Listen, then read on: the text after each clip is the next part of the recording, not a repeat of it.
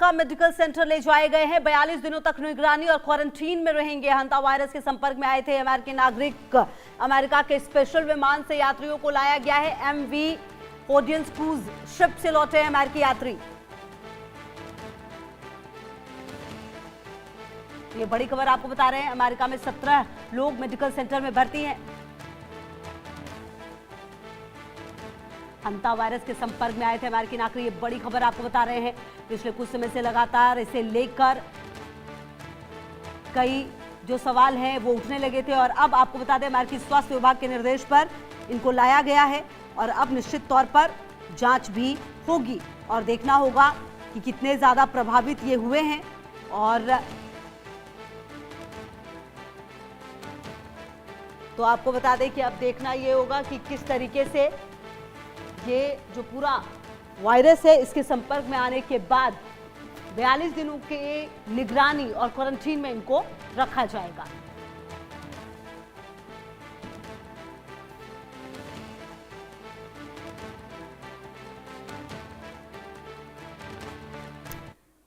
तो आपको बता देते हैं कि हंता वायरस कितना खतरनाक है। जी हां, आपको यह भी समझना चाहिए लक्षण दिखने के बाद 8 हफ्ते लग सकते हैं लक्षण दिखने में। इंसानों की किडनी फेल होने का जो डर है वो इसमें रहता है सबसे ज्यादा। कई मरीजों में तेज बुखार, शरीर और दर्द के जो लक्षण है वो सामने आते हैं। सांस लेने में दिक्कत, शरीर में कमजोरी भी देखने को मिलती है इस वायरस के आने के बाद। हालत बिगड़ने पर फेफड़ों में पानी भरने का भी डर होता है। ये कितना खतरनाक है ये आपको बता रहे हैं। मरीज के जान जाने का भी खतरा है।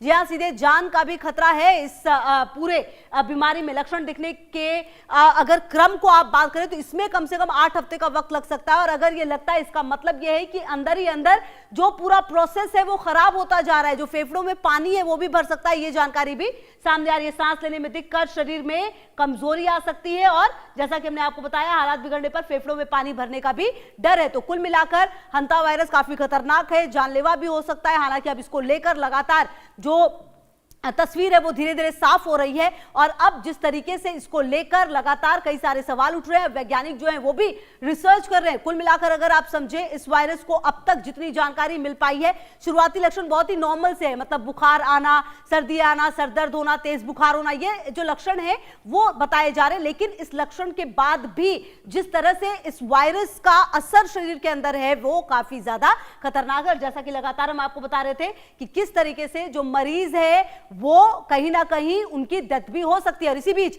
एक और बड़ी खबर इसी से जुड़ी हुई, कैरेबियन प्रिंसेस क्रूज शिप पर नोरो वायरस का संक्रमण है। शिप पर सवार 100 से ज्यादा यात्री और क्रू मेंबर बीमार हुए हैं। तो आपको बता दें कि इसकी संक्रमण में 102 यात्री आए हैं, 13 क्रू मेंबर आए हैं। क्रूज शिप पर सवार थे कुल 3116 यात्री। 28 अप्रैल को फोर्ट लॉडरडेल में शुरू हुई थी यात्रा। 11 मई तक पोर्ट जो है कैनावेरल तक यात्रा थी। अरूबा, बोनेर, प्यूर्टो रिको, बहामास में रुका था शिप। तो ये जो घटना है वो सामने आई है और ऐसे में आपको बता दें कि अब इस पूरे मामले को लेकर लगातार जो बीच समंदर में 2 क्रूज में ये वायरस फैला है और इसको लेकर लगातार अब सस्पेंस काफी ज्यादा बरकरार है। शिप पर सवार 100 से ज्यादा यात्री और क्रू मेंबर्स जो हैं वो बीमार हुए हैं और अब आपको बता देते हैं कि आखिरकार ये नोरो वायरस क्या है। एक तरफ हंता की बात आप सुन रहे थे, दूसरी तरफ आपको बता दें हंता वायरस का एक और नया वायरस नोको वायरस आया है। दोनों ही वायरस बीच समंदर में क्रूज शिप पर फैले हैं। नोरो वायरस क्या है और ये कैसे फैलता है ये भी अब आपको बता देते हैं। ये एक संक्रामक वायरस है। जी हाँ, नोरो वायरस को आप समझिए, हमने हंता बताया आपको, अब आप नोरो समझिए कि ये क्या है। पेट और आंतों को ये संक्रमित करता है। सबसे ज्यादा पेट और आंतों को ये संक्रमित कर देता है। मरीज को तेजी से उल्टी और दस्त होते हैं। बंद जगह, लोगों के संपर्क वाली जगहों पर यह तेजी से फैलता है। जी और संक्रमित व्यक्ति के हाथों, खाने पीने की चीजों से फैलता है। मतलब अगर आप उसके संपर्क में हैं, आसानी से एक व्यक्ति से दूसरे व्यक्ति में संक्रमण होता है। ये बहुत ज्यादा डेंजरस चीज है। आप देखिए, आसानी से एक व्यक्ति से दूसरे व्यक्ति में ये संक्रमण हो जाता है। ये नोरो वायरस क्या है ये हम आपको बता रहे थे। और कुल मिलाकर अगर आप इस वायरस के बारे में देखें और समझे तो अब तक ये समझ में आ रहा है कि ये वायरस बहुत ही तेजी से फैलता है।